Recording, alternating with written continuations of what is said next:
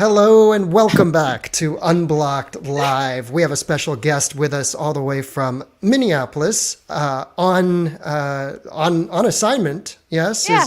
Yeah. Nancy Rommelmann is joining us on assignment from Minneapolis, where she's been reporting on the Derek Chauvin trial. Yep. And Nancy is, of course, from the Pacific Northwest and has been covering the Pacific Right. Northwest rather.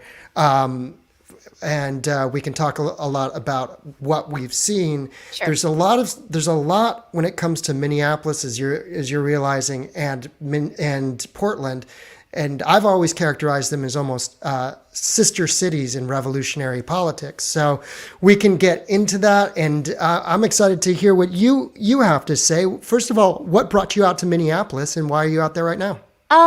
Hi. Well, first of all, thanks for having me. I'm glad to be here from my beautiful hotel room in downtown Minneapolis. Um, I was speaking about a week and a half ago with another journalist, and I don't know how we just started talking. I think she mentioned she wanted to pop out here for something she was working on. I was like, I should probably get out there too, just purely because I had covered Portland for so long. I've had three or four people say to me, you should really get out to Minneapolis. Like, you should go check it out. And I just decided, you know what? I'm just going to get a ticket. I'm just going to go. I contacted my editor at Reason because I've been writing about Portland for Reason magazine. And I was like, hey, if I head out there, do you want some stuff? And she's like, totally. Booked my ticket and found out the next day that the day I was landing was the day the Chauvin trial started. I actually didn't know that. So it was sort of a coincidence. Obviously, there's a lot of media on the ground, but it is not at all as I sort of anticipated it to be. And we can talk a little about that, and we can talk a little bit about, in fact, how, at least what I'm seeing right now, it's very, very, very different than being on the ground in Portland, like night and day. So Well, I noticed that. I was there in December, and I'll show some video clips, and we can talk and compare notes. I'm curious, just right off the bat, I've looked at your pieces. In one of your recent pieces for Reason, you spoke to police officers several of them, yes. yes, Yep. who did not want to go on record, but you got No, they can't. they can't. They're still working. They Right. can't, right? So They can't. But you were able to talk to them and get a feel yeah. and an understanding as to what's going on in Minneapolis. Now, first of all, can you just set up what is it like day to day outside the court? The fencing. We've heard stories about them spending, hundreds of $1,000s on fencing or whatever. Oh, I'm sure. Upward. So, I'm actually just a few blocks from the courthouse. I booked it here for a reason, so I could be close by. I figured there'd be just like this tons of activity all the time, so might as well just be there. So the Hennepin County Courthouse is actually sort of like, it seems like it's a big city complex. Actually, there's a lot of buildings, so it's really quite a big area, which has now been completely fenced off, and not like a fence you can climb. It's a fortress now. When you walk past, the first day I was walking past, that was on Monday, I guess Monday afternoon, there are, officers with automatic rifles standing on, I don't know if it was the roof, but, like on a high level. There's security, but mostly it looks extremely abandoned around the courthouse because it's so big, and then there's fences and there's no one in there. Now, obviously, there are people inside. I haven't actually been there, like when the cars roll in. Lined around the streets and dotted are the news trucks, and basically there's not very much for them to do because court's in session and nobody's coming out. It is also freezing. I have seen these poor newscasters like standing there in their nice suit or their pretty dress, trying to look like they're not shivering, but it's freezing. Okay, so then I go a little further down to one end of the courthouse, and there's it's not so much that there's a break in the fencing. It's more that's like a little park area along where the light rail runs. I think it's the light rail, could be a trolley. And that is where what I'm characterizing as the resistance.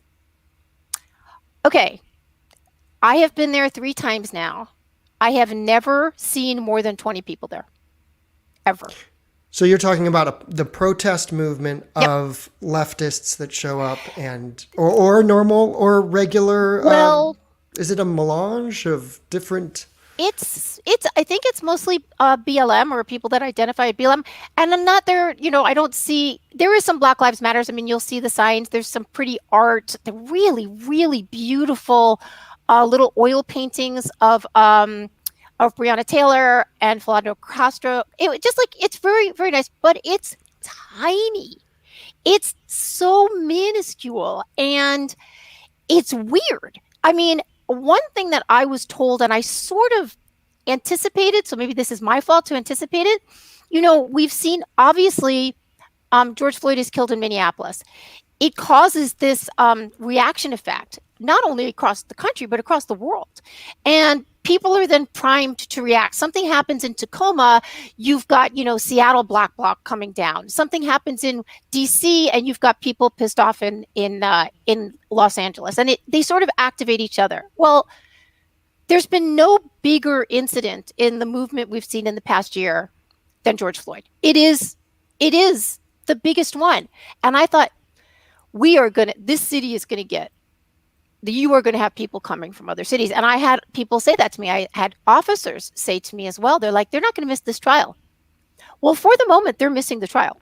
I mean, unless they are someplace completely different and have not shown their faces whatsoever around the courthouse, which would seem a little unusual to me, but maybe they're underground somewhere. But there is not the kind of presence that you and I have seen very active in many, many other cities. And there's so much historical precedent. Even if you go all the way back to other Black Lives Matter, I guess you could say national protests that were sort of a magnet destination for the protest movement. If you're talking about Ferguson, if you're talking about the trial of George Zimmerman, of course, for killing Trayvon Martin, or Kenosha. Kenosha was very opportunistically located where the scene of the upper Midwest and the Midwest activist scene could get to. But you would think Minneapolis would be too. But I mean, obviously, we're dealing with very cold weather. You have. I was there in December, and I felt the same. That is a factor. And I do want to sort of parse the charges and how that is going. But also, I don't know if listeners realize George Floyd Square is the longest standing autonomous zone in Minneapolis. It has been quote unquote held. That's the corner store of Cup Food where he was killed right outside. And there's memorial, and it's about two mixed residential city blocks to the east, north, south, and west that are completely blocked It's a cross. So you've got it at the center, and then you've got the blocks, going east, west, north, and south I'm not sure if it's 1 block or 2 blocks, but it's, they've closed off a sizable area. I would also tell you, I was told, do not call it an autonomous zone. It is a George Floyd Square, and it is a place they feel of healing. I mean, I've talked to a lot of different people that have a lot of different opinions about this. Do you want to talk about what I saw there, or was there a clip you wanted to play? Yeah, here you go. This is video that I shot back in December, and that's interesting that the autonomous zone. What was it said, that a place of healing and so forth, but. Autonomous zone is something we, I guess, associate with a claimed part of resistance territory from the leftist movement or what have you. But it's interesting that that distinction would be made. Interestingly, the day that I was there, the fist was not closed. It was open on the center sculpture, which I thought was I haven't seen that in any other pictures. And also you're going to see a lot of, murals, a lot of paintings, a lot of memorials. You mentioned, Philando Castile and also Breonna Taylor and several others. Now this is inside this is me coming out of Cup Food. And you see there's the memorial to your left if you're standing in front of the corner store. And then to the right, you'll see the memorial stretches all the way down the street. And I characterize it about 1.5 to 2 mixed residential city blocks. What did you walk through? And as for reporters, we've heard that it's not safe and so forth. How did you assess that? So this is interesting. So you and I both know, I certainly know, covering Portland for months, that one of the reasons I really was glad to be there and try and give people the story is because I saw the narratives like being blasted from either side, and I really didn't think either was accurate. When I got to George Floyd Square, first of all, I had seen also, the video of that one reporter that we were talking about not being let in, and I'd heard listen, they are not going to want a cop there. I mean, a cop. I'm not a cop. They're not going to want a journalist there. You're also white. You're going to have to And I thought, I don't even know if I'm going to be able to get in. It turned out I knew a journalist here, or she contacted me she lives here. Her son used to work at Cup Foods. She's like, my son used to work at Cup Foods. He was no longer working there when George Floyd was killed, but like, let's all go together. And I was like, great, I've got like someone to walk me in. Well, I didn't need anything to walk in. It was a beautiful day. Which is crazy. It was like 70 degrees. Now it was 19 degrees this morning, and windy and beautiful and calm. And the art looked incredible. There was a family from Chicago, and I talked to them with their 2 little kids. I talked to a dude that like kind of does like cool security with some people. It was like totally, totally chill. Now, having said that, I then hung out with a friend of mine who lives about 10 blocks away, someone I've known for a long time, and hung out with him. I'm actually writing up his story right now. And, there are various things happening at George Floyd Square. Of course there is. It's not just like a church. Sometimes it's super peaceful. And a friend of mine was there yesterday, and she said the people coming through with their kids, it was so moving. It was so beautiful. I've also been told it is a dumping ground for stolen cars. Like anybody that's being chased by the cops, they go to George Floyd Square because they know the cops can't get in. And I've also heard about like some aggression there. So I guess it depends when you're there, which makes sense. It's a community. It's not going to be perfect. And of course it's this lightning rod for a lot of things right now. So that's what I've seen and what I've been told. I understand. I mean, it really can vary day to day. I went a couple times when I was in Minneapolis in December, and I was there on a I guess you could say non-eventful time in that I just wanted to see what the memorial looked like, what the atmosphere was like. There had been reports of shootings. There have been a few that have taken place. There was a murder. There was a murder a couple of months ago. Yep. Yeah, and I think I showed some video of that on a previous cast. It is a zone where police are not, because even during that murder, it's difficult for police to get into it. And the checkpoints that are set up here, I'll show a section of photos. So this is like what the checkpoint kind of looks like. You have 4 of these on each the north, south, east, west, and you can see it says no fucking cops, residents only, and then it says unite in love. So you do get these mixed messages as far as F cops and so forth. And there are 4 of these checkpoints. And interestingly enough, when I arrived the last time that I was there, somebody thought I was working the checkpoint. Like a black bloc anarchist drove up and said, "Hey, I haven't met you yet." And I kind of chatted with him for a while. His name was Cowboy. Anyways, there are a lot of murals throughout the city. Mm-hmm. While I'm on this page, I might as well scroll down. This is a business, mixed residential. It's boarded up. It says kids live upstairs. This is more in Uptown, and we'll talk about Uptown later because this is the historical epicenter in the late 80s where you had the Baldies, which were the anti-racists. They part of what was later called anti-racist action, and they made a distinction between calling themselves anti-fascists, which was in vogue in Germany and in the UK in the late 80s, and they called themselves specifically the anti-racist movement. And that took place in Uptown, where in the club scene, the Baldies of Minneapolis would go up against the neo-Nazi skinheads in the anarcho-punk scene. And again, that's just a couple of different, let me get back to this here, images that sort of stuck with me when I was in Minneapolis. And we'll talk a little bit more about Uptown because there's a Teen Vogue of all publications. Teen Vogue has a host of anarchist history material. Oh. And they have a piece where you'll see that same Uptown marquee and all of the original founders of the Baldies. I've actually interviewed the very first episode of this podcast. I interviewed one of the original founders, Mike Crenshaw from up in Portland, actually. He lives in Portland. He moved from Minneapolis to Portland.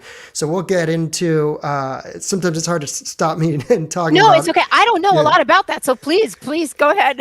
Well, there's this long connection. There's this connection between Portland and Minneapolis. And I recounted to Brett Weinstein even that one interesting, I have an insider within the anarchist movement from the Midwest who was there in the early 90s. And he said that black bloc as a technique developed out of Germany. If you look back into the Reagan era, there was a June 12th, 1980. The date is escaping me. I had the first part right, where Reagan came to West Berlin. And it was rumored that the East Berlin, that the bloc, the communist bloc, was putting out revolutionary style propaganda to young folks in West Berlin to be anti-capitalistic.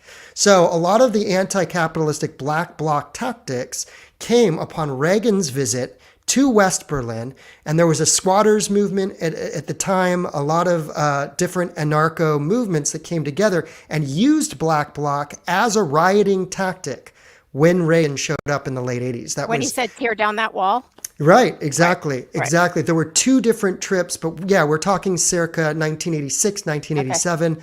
That's exactly when the Baldies of Minneapolis were formed as one of the first most prominent anti-racist gangs. You also had the Sharps that came out of New York first and then spread nationally.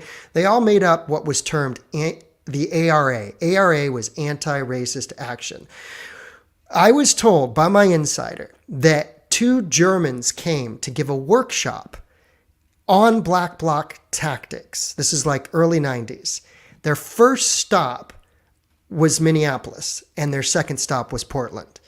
So there has been, and there was a killing of an Ethiopian graduate student in Portland, which I know. Yes, of course, it's which was disgusting. Deep, yes, it's deep in the history because that was around the same time of the early 90s. You had this hate murder that launched Portland into the national scene in terms of the Anti-Racist Action Network, and it became a center of activists following the killing of Seurat. So there's a lot of history there that's interesting to go into, and I've been told that the eruption over the George Floyd protest had as much to do with the specific attributes of the heinous crime and the national attention that it got, but also it had just as much to do with the history of leftist activism in Minneapolis, which dates all the way back to the late 80s. And you've seen these different expressions of over the last 10 years, even as the Antifa movement has had a resurgence. So I have two comments about that. And again, I don't like what you're talking about. I'm like, so interesting, but I really don't know this history at all. I will tell you two things that I've learned in the past couple of days. One from a super interesting guy yesterday who I spent about 3 hours with going around, and he really knows the history of the city and the economics and a whole bunch of stuff. And he was really funny. He's like, so Nancy, that piece you had on Reason about the police a couple of days ago, I just want to point out one mistake you made. I'm like, please, I'm happy to know it. And he's like, well, you mentioned Antifa. I don't actually think I did. I think one of the officers did, but whatever. He's like, we really don't have Antifa here the way you guys have it in Portland. That's not who's out here. He's like, the people that were like setting the fires, they were not Antifa. They were not Black Bloc. I'm like, okay, I just don't know. I will also tell you that my friend who lives like 10 blocks away from where George Floyd was killed, the real exploding did not start until the day after, of course, because people hadn't seen the video, and then it was on Unicorn Riot, which is local, and people started seeing it. He said in the afternoon, the neighborhood was going berserk. He said you could not find a parking spot. And it's like a residential neighborhood, like where he is, and every parking spot was taken. Cars were rushing up and down the streets. There were people marching, and on everybody's lawn were signs. I can't breathe. Justice for George. This is in less than 1 day. Okay. So here's my comment or question. Who are creating those? I don't think it's Black Bloc. I think it's a different sort of activism that is now happening, which is more of like a kind of middle class. I want to do the right thing. I want to help my community, and I have access to making 5,000 signs today, and the finances to do it, to drop them on other middle class people's lawns. Well, what you're describing is the kind of regional differentiation that I've noticed within this story and different movements, because it's never a constant from city to major city to major city. And what I one scene I the scene that I've talked to the most activists from is actually, of all places, Utah. I've talked to people from Utah, and that's a completely Wow. different demographic, as you can imagine. And everybody knows everybody because it's a lot more familiar, and Sure. it's a red state. So the right wing patriot activists are just as prominent as the left wing, and so there's more communication between the different factions. So factions on the right and the left and otherwise. Whereas Portland and Minneapolis are so left dominated Sure. that you can't really go out. It's an invitation to essentially for street warfare if you were somebody that was from the right that wanted Oh, to show hi. up. And, Isn't that what we've been writing about and photographing all summer?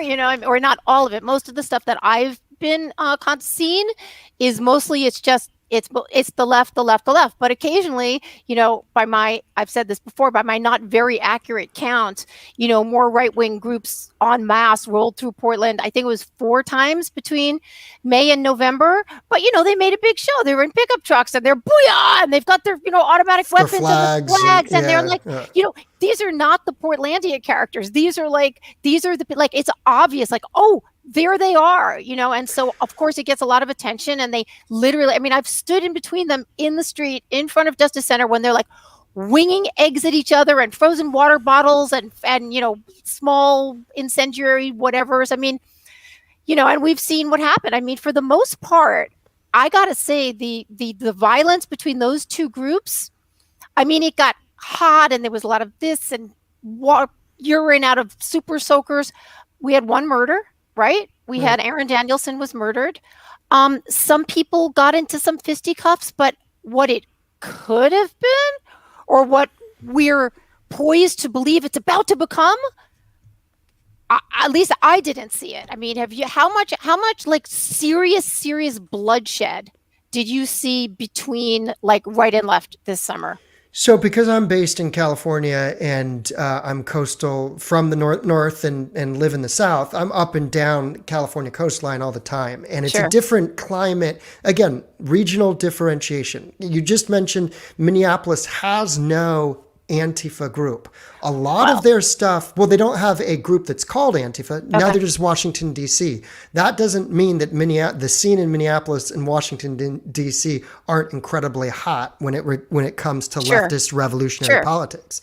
But it's actually, the main group is called the Workers' Defense Alliance, and they branch off from the IWW. There's this long anarchist labor history, specifically in Minneapolis. Okay. Actually, one picture that I just realized dropped out of that I didn't show is if you go to the anarchist bookstore in Minneapolis and you go to the back, there's a Weather Underground mural that's up on the roof of the anarchist bookstore. And so the anarchist bookstore and the record store, where people would, trade fanzines and punk music in the late 80s into 90s, those were kind of the cultural hubs in Minneapolis.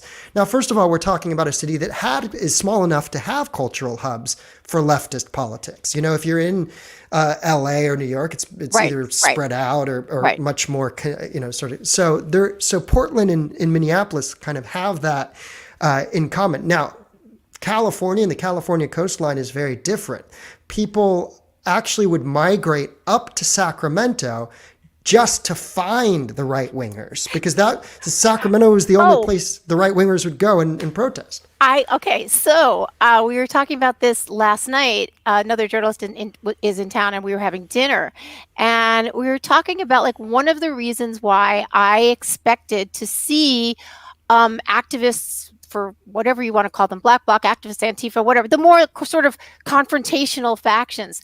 I expected to see them here in Minneapolis because every one of these movements needs something to fight against. You need the enemy, and the perennial enemy, of course, is the police, because they're always there. And if it's not the police, well, the feds in Portland. Oh, the feds, yes, absolutely.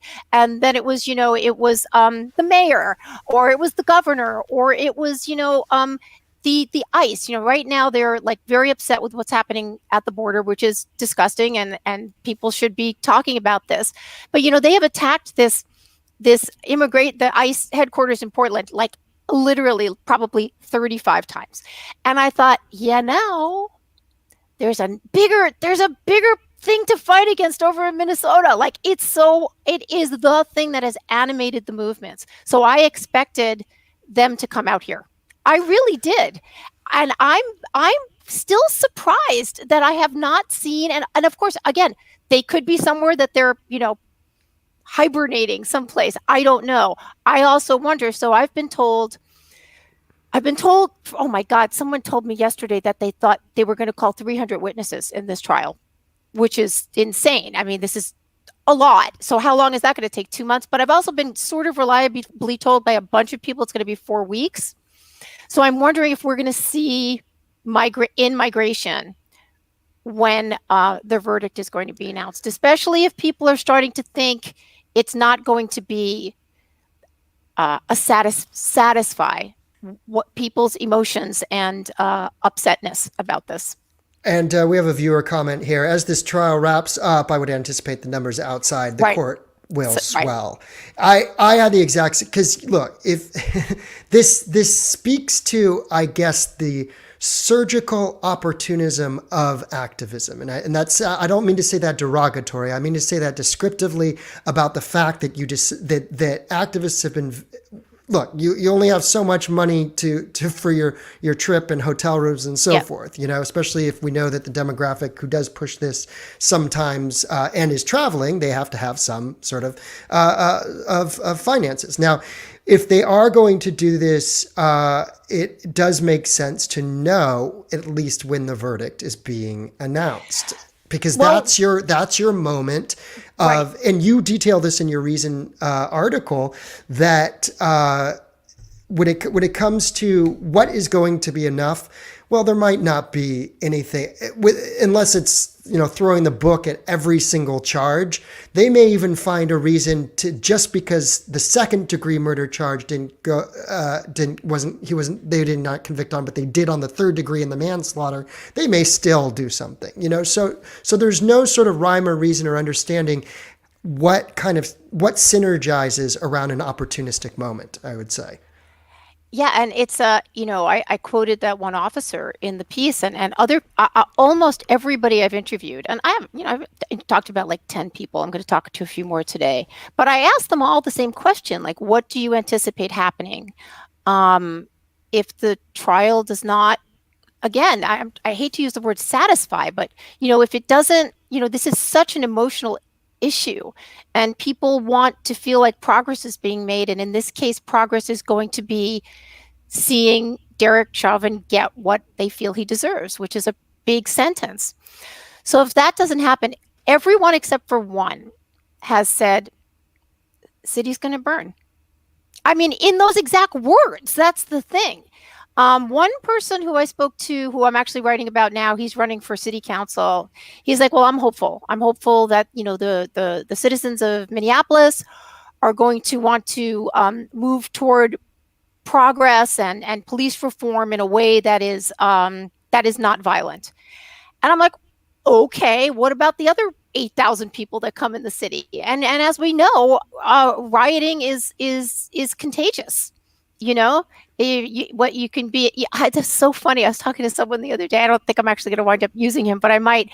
And he's like, we had this kind of thing happen in the city before. I'm like, oh my God, when? He's like, when the Twins won the World Series in 87 and 91. He goes, we were turning over buses, but it was joyous. That emotion, the emotion's going to go somewhere. Yeah. And with Jacob Blake was an earlier, there have been in Minneapolis politics and the activist scene, there have been these other incidents in recent years. So this has been building up over a period of time. During I think it was the Jacob Blake protest, they blocked off a series of a section of the highway, and there were dozens of arrests. And I went through the mugshot of every single person to do kind of you can do this. It was readily available in local Minneapolis press, and you could see the ratio of actual ethnic minorities to white majority. And I'll just say it's not that different from Portland. There's a term. There's a term for those of us who would point that out. It's called cracker jacketing, and I was accused. Oh my God! What a fantastic term! Cracker jacketing. Cracker jacketing is when you cloak something as white to dismiss it. So, in other words, cracker jacketing is what they accused. So here's what happened. Yeah. The New York Times did a piece on all of the documentation that I had done. When that piece came out, there was a concerted effort between leftist groups to call for the firing of the person who wrote the article, which I still look back on it and there's nothing inaccurate about the article at all. It's just that I was pointing out in my work, and it was referenced, that I didn't even make race a huge part of it, but I did notice and I did document and presented video in which the first people who attacked the precinct in Minneapolis on May the 28th or 29th? 28th. 28th, yeah, 28th, yep. That they were all white. And I did put that out there. The first ones, and the Black Lives Matter people were saying, this is not what it is. A black dude in a Bermuda hat was trying to calm the crowd. He says, this is not what it is. This is not what it is. Meaning, let's not all rush in. So by pointing out that it was white dudes with like helmets and black bloc, there was a black bloc guy on the fence in the video just shaking it with his full body weight, and there's an old dude who didn't even bother to wear a mask, and I'm pointing this out, and that is called, they said, this is cracker jacketing. You're taking the agency away from the true populace that erupted in Minneapolis over the death of George Floyd, and you're attributing it to white people. So that was a technique that they kind of came at. But I came right back at them. Here's a question. So I have something to add to this, but like if you'd come out and said, wow, the first people burning the police station were black people or Native American people, because there's a huge Native population here, as you know. Sure. Would they have been happy? Like, yes, that's the way. That's justice, because they get to physically do that, but white people don't. Or like you're saying that white people are taking over this movement when really it's. I mean, I don't get how what you were saying is bad for anybody. Like how. I don't put a value judgment on anything I say. I just try to tell people what happened. And that's the thing, is that if it doesn't fit what they want, and sometimes it's just a control thing. Yeah. It's we should be the ones who are writing about this. This is our story. As you know, and I think probably the most popular piece I wrote for Reason, and I wrote 14 of them from this past summer and fall, was the one that was called "You're Not Allowed to Film," which talked about how the narrative was being crafted, and who gets their camera stolen, and who's the leftist groups that are being more active will always present themselves being besieged by police as opposed to like committing the damage. And I had taken one shot of a young guy surrounded by other like black bloc, but he wasn't. He had a fire extinguisher, and he was bashing out. The federal building had been there'd been so much plywood put up, and he was bashing it out and tearing it off, and I filmed it and I put it online, and this guy came on and said, that Nancy Rommelmann, you can tell she staged that in a studio, and you know how you can tell? Because you can see the way the lights are shining on the black helmets. I'm like, wow, you really think I have a lot of resources here, guy? Like it didn't fit the narrative, right? So obviously, I mean, what? This is bananas. Well, people would go to those lengths, and people have on the right. After I was at the I was at the Capitol on the 6th of January, and my video is of the bullhorn lady yelling in as they're trashing the congressional office, and it was a real ragtag, bizarre group. But the number of comments that I get on Twitter of people trying to say that I'm Antifa, me who has been attacked by them, and the lengths to which people want to maintain a purity of their beliefs and movement, that nobody of their side would actually go to destructive lengths. They're willing to jump through those mental gymnastics, those hoops to try to discredit somebody who's quite frankly saying, look, this is what's happened. I saw it. It was bad. So Chris McDonough has a question here, and I'm too stupid to understand what this means.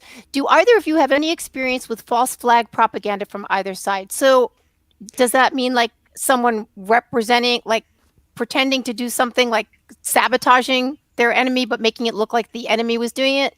Right. So that would be a false flag. Let's see. So a false flag is obviously if you create the event to make it look like it was somebody else. And I can't think of anything that's that, I think because there is something that happened in Russia. What was it, like an apartment building or something? And I think that kind of started. This was like a decade ago. That started this sort of trend in the news of false flag events, to a point where 2A Second Amendment folks were doubting, school shootings and stuff like this. But I can't think of any event that was actually not started by the people who wanted to start it. Even when it comes to infiltration, infiltration is very, from what I have seen, individualistic. It's just the one person who wants to go in, and because you had an infiltration at the cider riot in Portland, 2019. Yes. You had an actual Antifa-aligned infiltrator that was in the Patriot Prayer group during that conflict, and that's. He was called Ben by the Portland Mercury. His real name's Justin. I don't do last names just because I know how crazy everybody gets. But that's a well-documented incident of an Antifa infiltrator playing in an instrumental role, because that's actually the seminal sort of conflict. It's very weird. I'm going to do an episode on it. There's a lot of video on it. They fight each other. It starts with Patriot Prayer essentially coming to the Antifa bar, and Joey Gibson, filming and kind of provoking them, and then it branches out to sparring. Basically, these one-on-one brawls. It's street fighting. And they even shake hands afterwards, which is like... Yeah, and do you know... God, I have so much to say about this. I'm sorry. I'm being super interrupty now. Oh, are we talking about the cider riot? Yeah, cider riot. So as some of your viewers may know, Portland got a new DA he was elected in July. He was not supposed to take office until December, but the dude that he was replacing was like, you know what? This is going to be your problem. So why don't you just take over now? He had like 4 days, and he created, he decided to, they got all pissy with me. I have a big feature in the May issue of Reason Magazine about Portland. It's sort of like a capstone to all the pieces I wrote and why this happened. And people should go read it. It's called The Dream of the 90s Died in Portland. But I had said that, he was going to decline to prosecute crimes that were committed in the course of protesting. And that includes, small property damage and, different kinds, just smaller things. Well, his office got back to me and was like, oh, you are completely misrepresenting that. What we said was we were not going to allocate resources. I'm like, oh, okay. And there's been 1,000 arrests, and 91% of them have not been, followed through on. But anyway, the Cider House riot, people that were had been charged in that, they had the charges expunged. So you could go back and retroactively take away the charges, but they left Joey Gibson's. Right. Yeah. And he's still dealing with it. Yeah. I interviewed him after Aaron Danielson was killed, because Aaron Daniel was in Patriot Prayer. So I interviewed him and a couple of other people. And the one thing I just want to answer something of Chris's in terms of false flag, to get back to how the narrative is crafted. and it can come from the left or the right. I'm sure I happen to be covering the left, but because the left, every single, I was probably out 30 nights, I don't know, 25, 30 nights when these things were happening. And almost to a night, they happened the same way. Peaceful protesters went home, if they even were there. They met in a park, 200 of them, 600 of them. They marched to a location. On the way, they set some fires. They get to the location. They break things. They set things on fires. They sloganeer.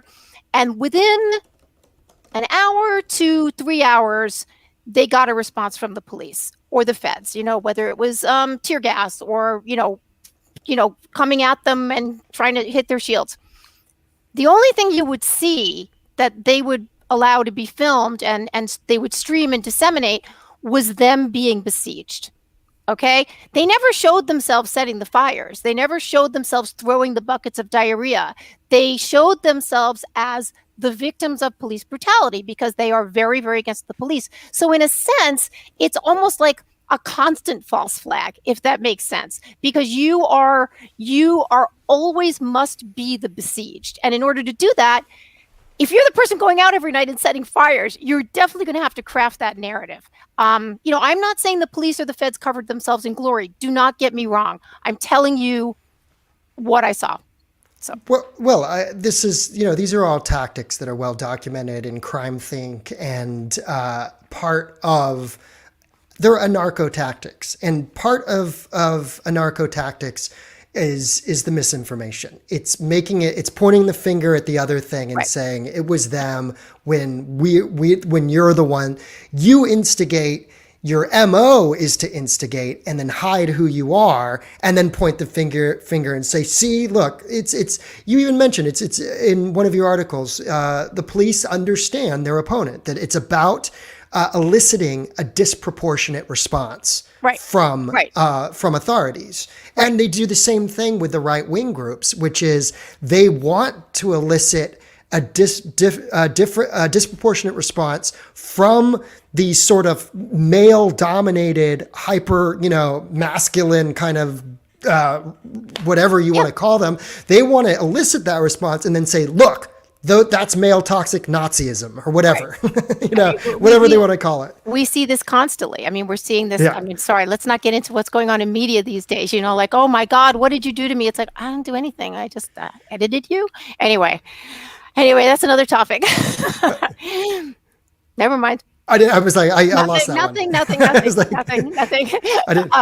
Nothing. Makes total sense. Same dynamic here in Virginia. Interesting. So, Chris, what and where in Virginia?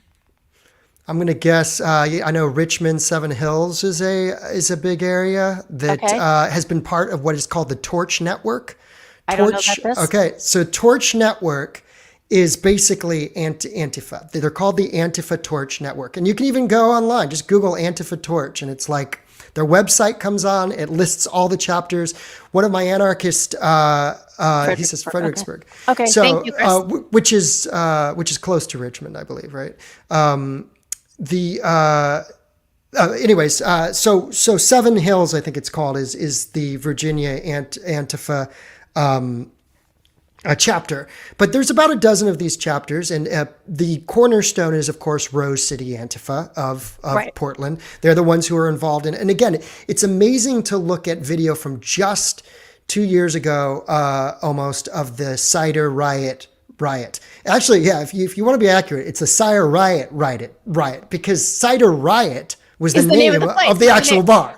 So we're talking about the Cider Riot. Yeah. If you go back to then, that's 2019. That's also a Andy No origin story of sorts, because he's there filming, and he goes by himself and two other. One of them's a student and another is a documentarian. And the three of them he's doing what journalists do, which is you're aware where the other journalists are in case you get in trouble, but he goes and he films, and then later local press tries to say that he is a part of Patriot Prayer. Right. And they're doing that based solely on the word of the Antifa infiltrator that has been infiltrating, whose stated goal is to bring Patriot Prayer down from inside. This guy Ben in the article, and he's there that day as an Antifa supporter embedded with Patriot Prayer. And he's keeping tabs. You even see him say, "Where did Andy go?" And he's keeping tabs on No the whole time. And it's interesting. I watched that video, and Yeah. though I mean I haven't studied it, but they were like, they were kind of waiting. That the cider, the Antifa knew they were going to be at cider. Like everybody kind of knew. It was like the Sharks and the Jets, right? That we're going to rumble today, and they were kind of like the Patriot Prayer guys, and I guess. I don't know if they were all Patriot Prayer, but they were like some like middle-aged people, like gal, some guy that was like super heavy, and they were like standing on a block, like, and there were the trees in Portland, and Andy was there. And it was interesting because I mean, I've done, hundreds and hundreds of stories, and sometimes you are amongst the peoples, right? And I was like, oh, okay, Andy Noah's there. Now, is it maybe a little unusual to like be standing with one group before they're going to rumble with the other group? Like maybe I would be sort of like away or just kind of like trying to keep a bird's eye view. But you know what? Maybe he had a different method. I don't know. But go ahead. It was a public. So if you were a journalist that wanted to cover that story, you were going to cover it from the street. You weren't going to cover it from inside the private bar, So absolutely. If you and I showed up to cover that, we got a text that says, "Hey, something's going down at Cider Riot. A riot is going down at Cider Riot. Surprise, surprise." Okay, we get there. We're stuck on that side too. Regardless of our independent political affiliation, we can't get into that bar and cover it from the Antifa side. I would say, let's say I heard same thing. I hear that this is going down. I head down there. No matter who I run into first, if it's Antifa, if it's Patriot Prayer, I am going to stop with my tape recorder and my pad and be like, "What's going on, guys?" And this and that. Maybe they don't want to talk to me. You know this. Plenty of times people don't want to talk to you. But maybe they do. And maybe I'm there for 5 minutes when someone is secretly filming, but I just walked up there. Now, I have no idea. I have absolutely no idea whether Andy knew beforehand, and I have no idea. So I'm not even going to comment on that. But the idea that there would be a journalist covering this, I mean, this is what journalists do.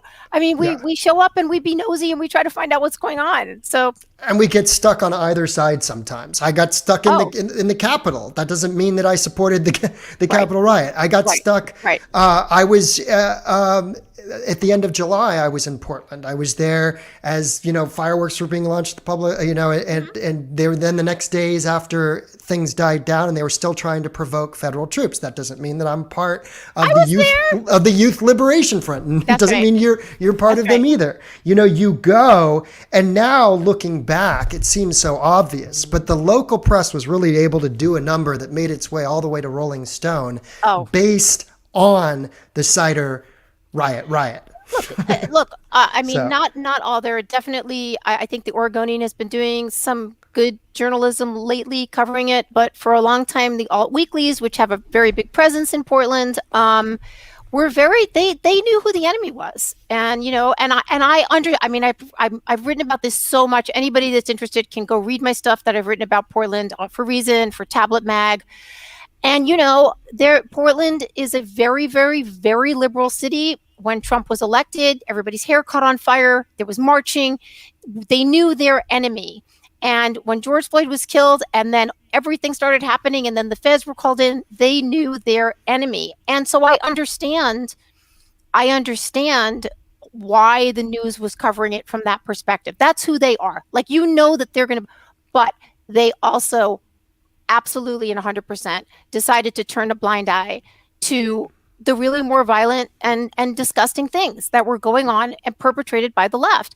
And they wouldn't admit it. And it was always all the way up to the governor, until the day that Biden won the election. And I've written about this because I was there. And then I was there with them the next night when they went out and committed an incredible amount of damage to downtown.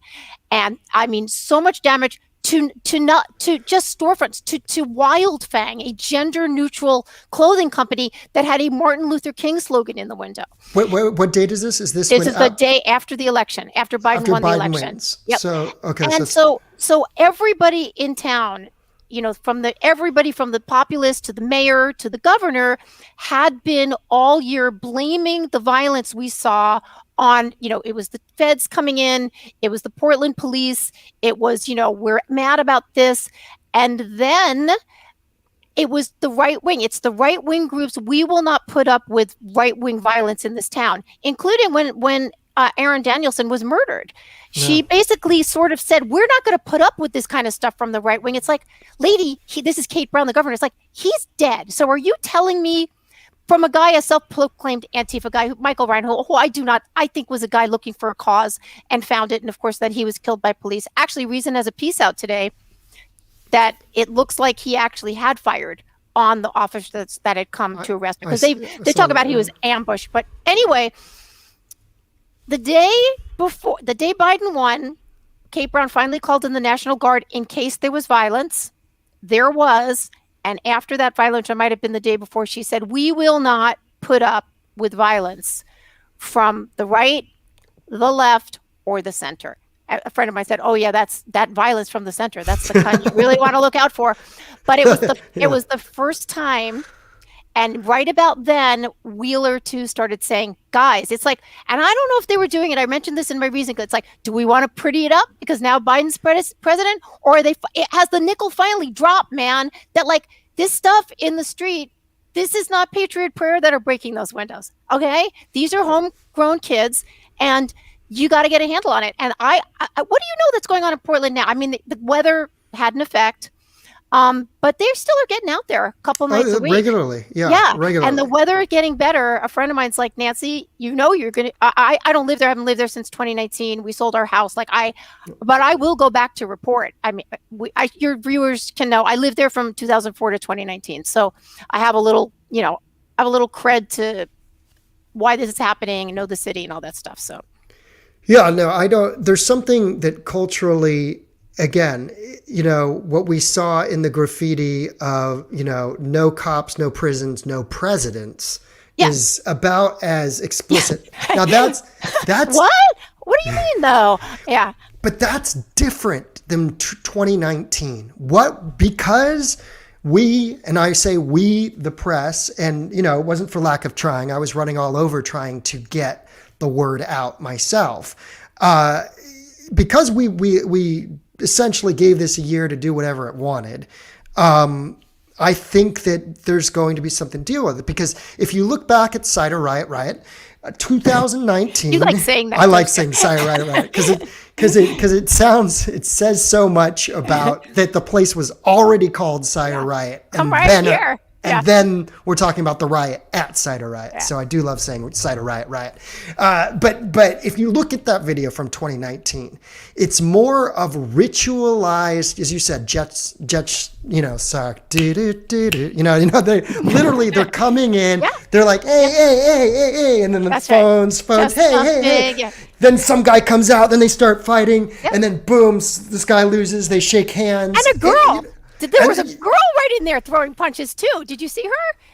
Little girl. Yeah. And obviously, not to be confused, a woman at the way that this thing ends, she gets clubbed. A woman gets clubbed. Ooh. She falls to the ground. She is on the Rose City Antifa side of things. And I've reached out to Rose City Antifa is never going to talk to me, but I message them monthly. I'm like, hey, you guys ready yet? Come on. Well, I'm not, try.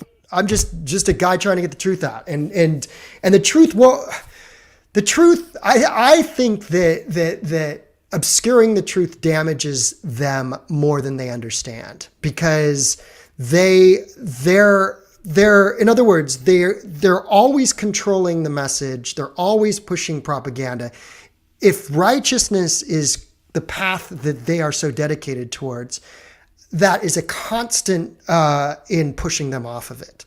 The more that they do it, the more corrupt, the more dishonest their movement becomes. That's how I see it. I wrote a book a couple of years ago called To the Bridge, and it's two of the main it's a nonfiction book about a murder, and two people that I really would have liked to have heard from chose not to speak with me. This happens all the time.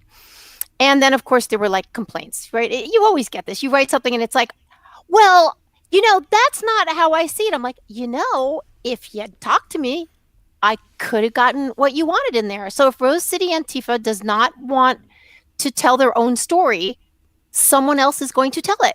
And Exactly. it may not be, that's not how you see it. And you know what? There is no one truth, right? I mean, there's so many, what I'm trying to do here in Minneapolis right now is just talk to, like, I'm not sitting outside the courthouse every day. I'm like talking to different people in the community, and it's prismatic. The truth is prismatic. Like, I think this, you think this, but if we maybe do it properly, the reader can get a sense of, okay, I can kind of understand why we have these dynamics. Well, I think I have reached out, of course, myself too. And I'm like, I talked to so many of these Black Bloc kids. I actually did have one talk to me, and I did have an Antifa girl talk to me too. And she was in a piece. And she basically said she felt it was important to talk a little bit. But yeah, if you're not going to tell me why you're doing this, or what, and maybe you don't even know why you're doing it, because let's be frank, some of them are super young and they're just out there because it was COVID and they could get out there and fuck shit up. Then we can't understand what you want. And don't you want us to understand? Maybe they don't. Maybe they're like, fuck you, we don't want you to understand what we want. I don't know. I think fuck you is a big part of it. Yeah, that does go. Yeah. It's kind of counts in a lot of arenas in these stories. Yeah. Yeah. On the right too. I mean, sure, absolutely. Yeah. I think that we've this all started from someone asked about false flags. It's all your fault, Chris. We'll go all the way. If we rewind to that, I think what I understand the question, and I get this. I get these emails all the time that are like, "Look at the Capitol, you missed this," or whatever, and it's like, "Oh yeah, but I was there. I know that you have to be aware of who the critical mass was." On the show, I interviewed John Sullivan. John Sullivan fits perfectly into sort of the young activist, but not really just all over the place kind of, he's yelling, "Burn it down" in the video, which gets him at the Capitol. And this is what's interesting about John Sullivan. Because people were asking about false flag with that. Was he a hired? It's so easy to spread a rumor like that about him because he did not fit in the demographic of that crowd. Now, that said, the critical mass of that crowd was MAGA Patriot Movement rioters. So no matter, you have a couple, now and they're multi-ethnic. They are different than what you see in the media because the media doesn't show that there is ethnic diversity within the MAGA movement. So if you look at it and say, well, he doesn't belong, a testament to in some weird way, and I'm not saying anything in defense or support of the Capitol riot, but that John Sullivan showed up, a young Black kid dressed in black. He decided not to wear a costume, but was very honest about being an anti-government activist that was there documenting. And people were like, a couple times were like, "Do you support Trump?" And he didn't lie. He said, "No, I'm just anti-government and I'm here to support you." And it was like, well, that's actually an honest answer from a leftist or a leftist leaning perspective of someone who's in there and has decided not to just document, but to enter the scene, so to speak, to walk into the picture. And I think that's something that, we always are aware of where we have to keep our distance, and it might be just his youth. But I asked him, I said, what was the white supremacist quotient? Here you are, a Black man dressed in black among this patriot rally, and every single headline is about white supremacy. The Southern Poverty Law Center said it's about maintaining white supremacy. They have never been able to give me an answer as to how they back up that characterization with actual supporting evidence. And I continue to ask them. And again, my door is open. My phone is, everybody has my number. You can give me a solid answer there. And I asked John Sullivan this, and he said, you know what? I said, he's like, white supremacist. He's like, actually, it just seemed like normal people. that was John Sullivan's answer. I'll tell you, I don't think if you're going to be like super committed to, one ideology or another, you can't have a lot of daylight between, white supremacist and Trump voter, right? You just can't because your theory sort of falls apart, right? You can't just say Trump voter like my Uncle Tom that lives in, Pennsylvania and was a lacrosse coach. Like, I can assure you, he is not a white supremacist, but he voted for Trump. I wrote a piece for Tablet a couple of years ago called Portlandization. It could happen to a city near you, something like that. It was actually called Good Luck Portland. But I told a story about how a friend of mine owned a coffee shop, and she had a trans gal at the register who called her, the owner wasn't at the shop, and said, I have a guy here wearing a MAGA cap. Do I have to serve him? And my friend's like, well, did he say something to you? Because, it's a trans woman. I don't know, maybe. And she's like, no, but he's a white supremacist. And my friend was like, what are you talking about? Like that simply because he was wearing a MAGA cap. And my friend's like, yes, you have to serve him coffee. Yes, you do, because his money is green and he's a customer, and he was being polite.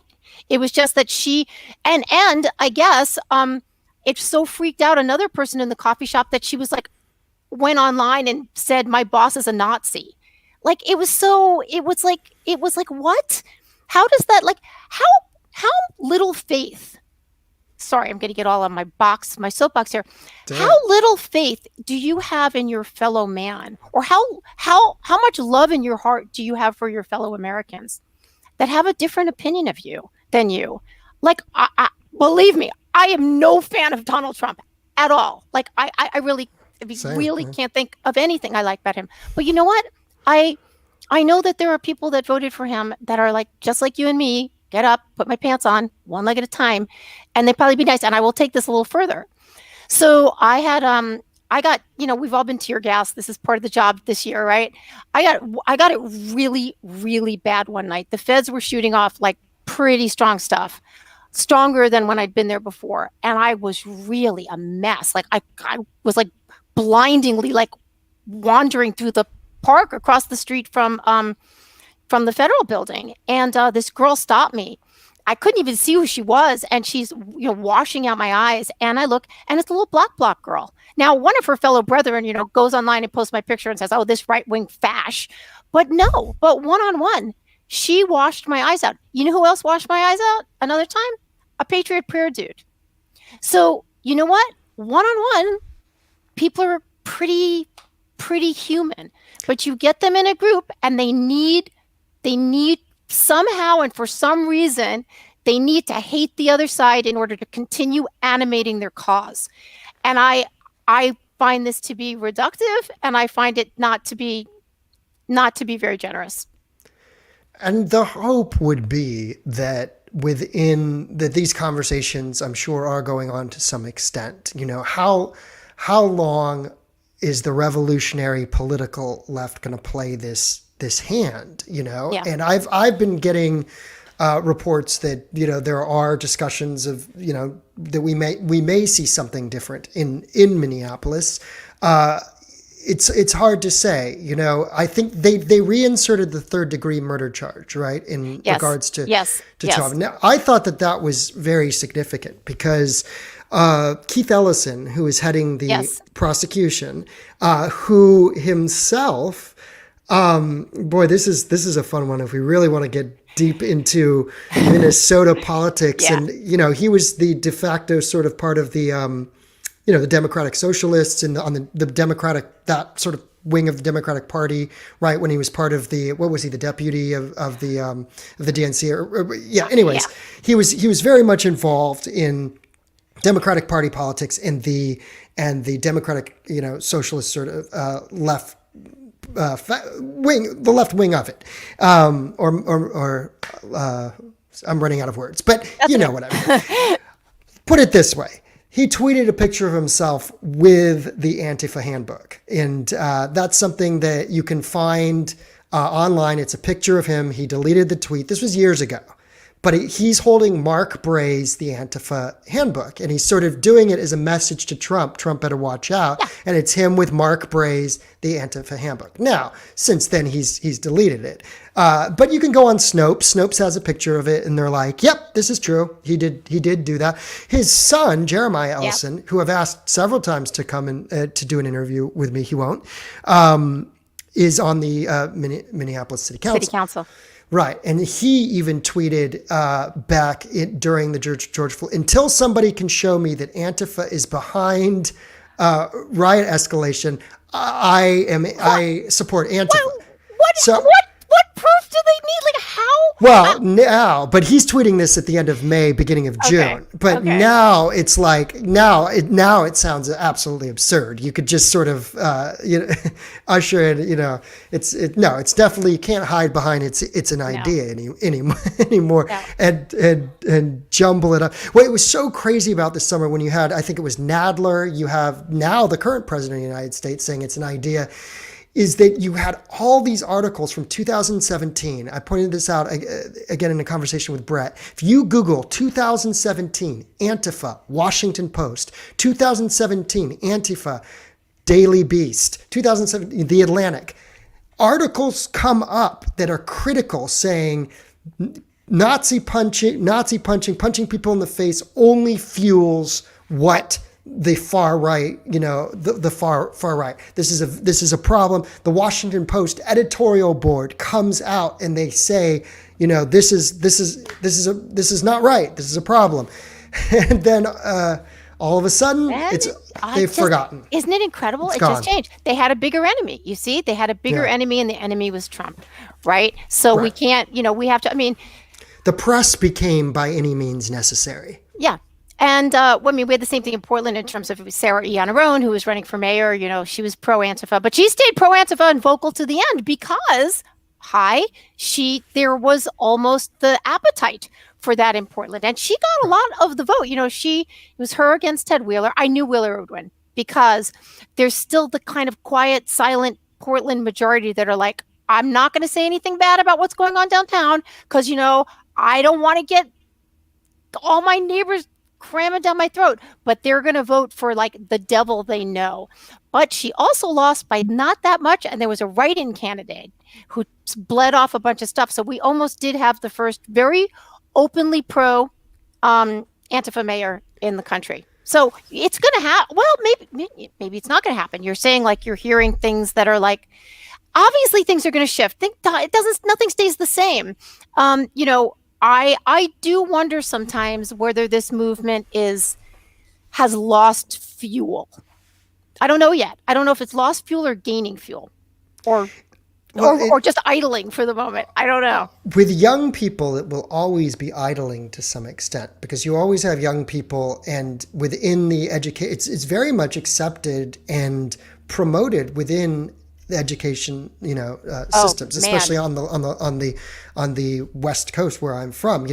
I go back and forth sometimes on Facebook with my brother used to teach in the San Francisco school district. So I know some people who are teachers who they don't even have a choice really. And I keep reminding them in our conversations, if you agreed with me, you actually wouldn't be able to say it. You'd be, sort of drawn out for that, so you can't disagree with me. You have to support anti-fascist action or else, and it's the climate. I don't know. I gotta say, a lot of people's like, I can't do that. I might get fired or I might lose my job, which is completely, of course, you have children, you've got a mortgage and all this stuff.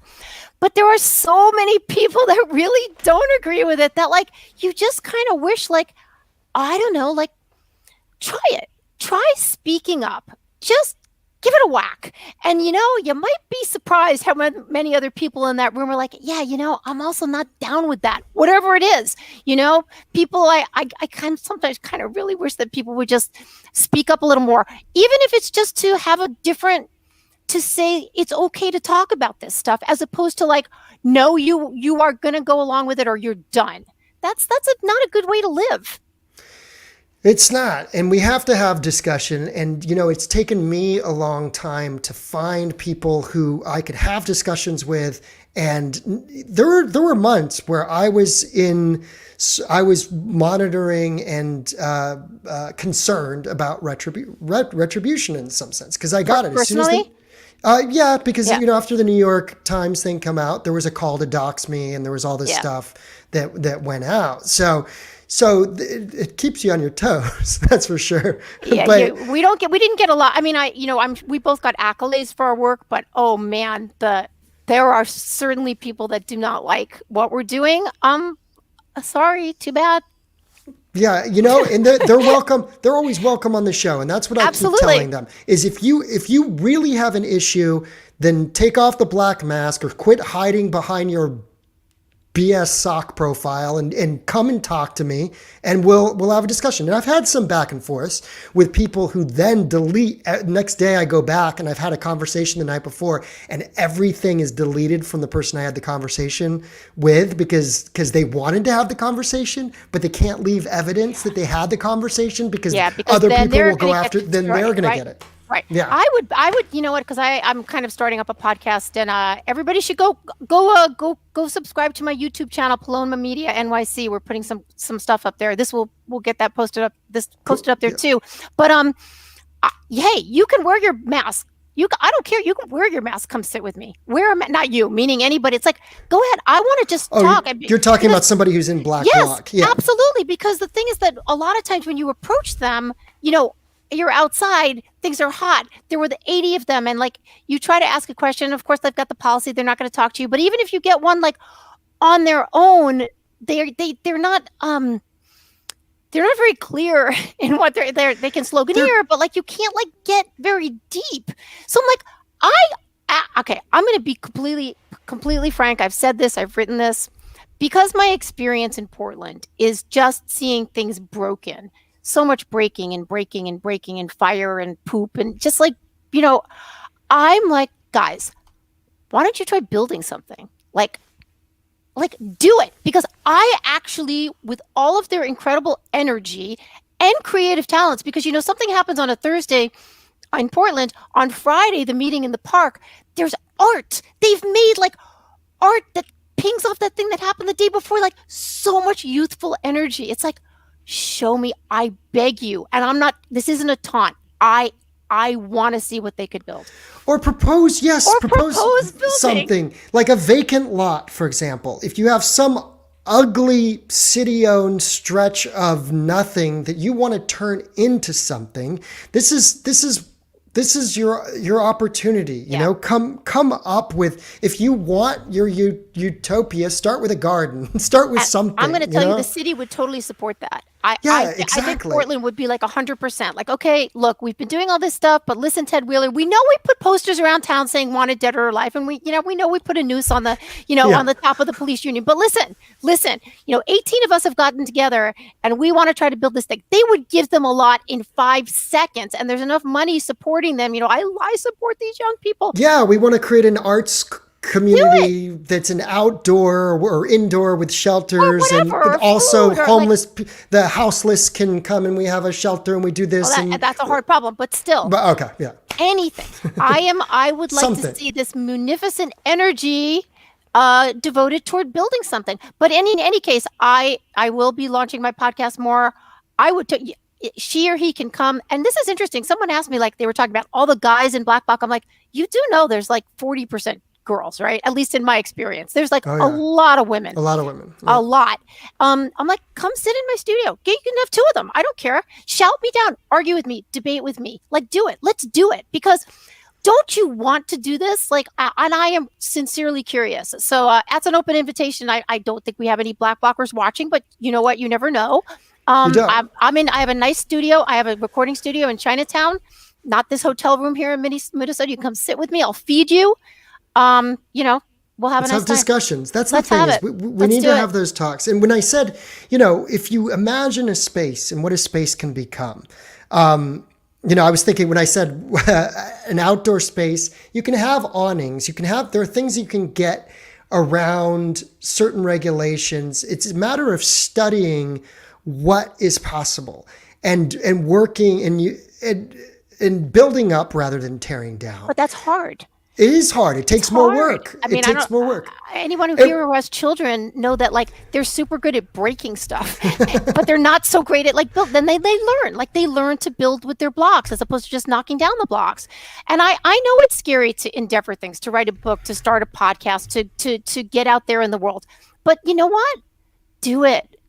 Do it. And even if you make the proposal, like I just said, a shelter, and you said, well, that comes with other things. And I adapted it immediately. Well, I'm not a full structure, but just an awning that will protect people from the rain, where we could get our shipments of mutual aid, and we could be there, and people can line up, and they could come, and we could dispense. There are things that people can do within the regulations that will yield much more fruit than just this constant path of destruction. And that's how I'm going to tell you a little story, and then I'm going to have to go pretty soon because I have to go do a whole bunch of reporting here. I heard a story yesterday talking about like giving back to the community, even, if it's black blockers or whatever. So there was a lot of looting. Obviously, here in Minnesota, they looted the big Target. Target is based in Minneapolis. They're getting out. They're home. They're out. Anyway, there was a lot of looting, and over by where the Target was, people set up a looting exchange. You could bring what you looted. Like, let's say you got a toaster, but you didn't need a toaster. You needed some sneakers. So you brought your stuff that you looted, and then you took like what someone else brought. I was like, this is incredible. A looting exchange. But hey, okay. That's community involvement there, helping the community. So the Portland and Minneapolis, again, I've called them sister cities in revolutionary politics. Someone says, I'm from Minneapolis, you're spot on. People that aren't from here don't understand how far left the Attorney General, that would be Keith Ellison, and Minneapolis Mayor and Minneapolis City Council really are. So it's going to be interesting to see how this plays out. When you look at the charges, Keith Ellison putting back in, because at first there was third degree murder and manslaughter. And manslaughter were both. Oh yeah, he's up there for manslaughter, second degree murder, and third degree murder. Third degree murder. But the third degree murder charge was put in at the last minute. I remember there's a very bizarre episode of a Netflix interview. It's a comedian who does an episode with Keith Ellison. It's very uncomfortable and bizarre to watch because that's weird.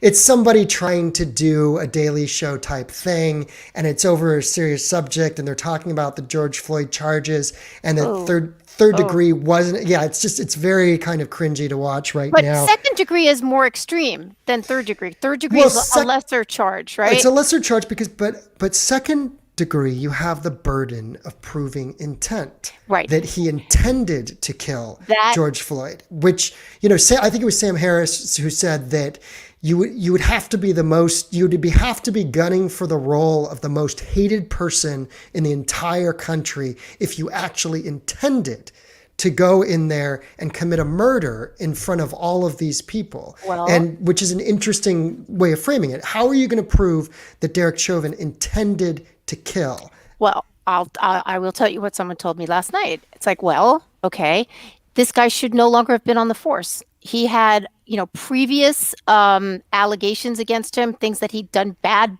policing. He was not, and I've been told a lot of really crappy things about the Minneapolis police, and I'm sure some of them are true, and they don't have a great history in some regards.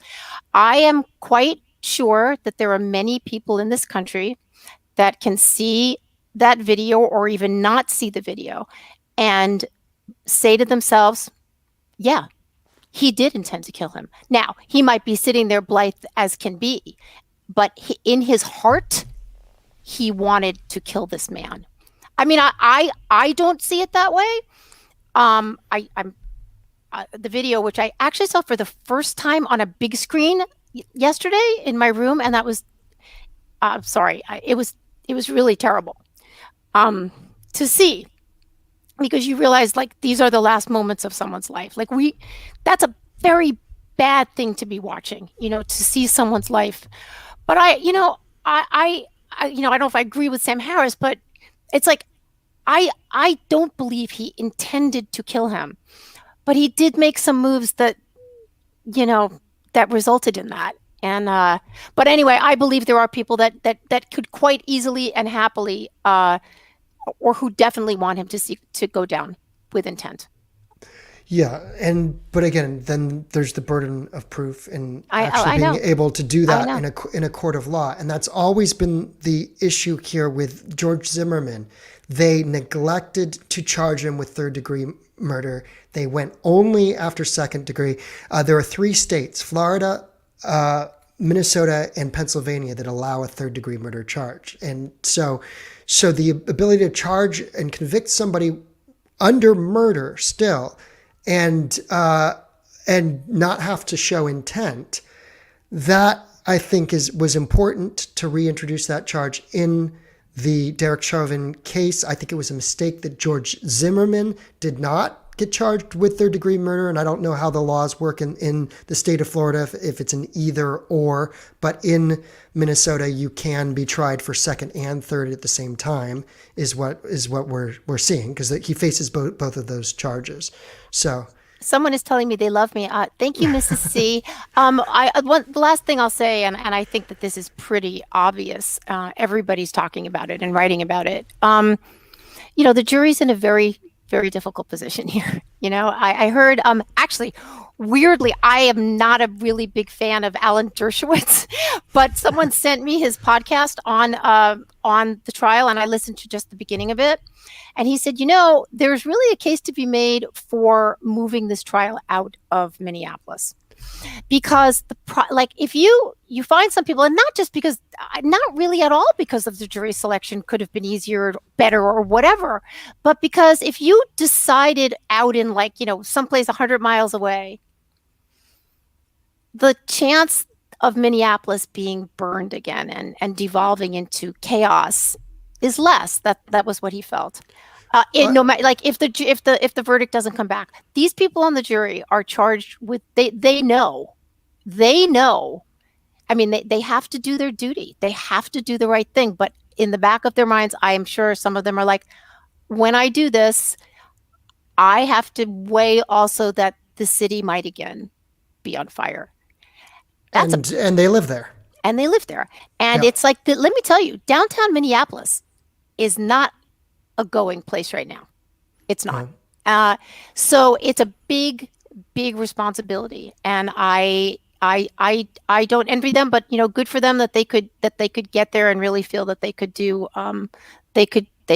what needs to be done. So, Nancy, thank you for being our guest. This has been a great conversation, and everybody, where can people find you, Nancy? Oh, follow me on Twitter at Nancy Rom, NancyRomm. That's also my website. And if you want to go over to YouTube, and please subscribe. We've got my friend Matt Welch and I created a little media company called Paloma Media. We've got a little studio, and we're putting some videos up on YouTube. And Fantastic. And my DMs are open. I said this yesterday. I was doing a Clubhouse. My DMs are open, and if you want to, tell me things that you think are worth looking into, whether it's here or someplace else. I'm buying a car next month, and I'm going to be cruising around. Maybe I'll go down to Virginia. Just hit me up and let me know what's going on. All right. This has been Unblocked Live, youtube.com/Unblocked Live. If you haven't subscribed, please do. Join us next time. Our guest has been Nancy Rommelmann, live from Minneapolis. Thank you, Nancy.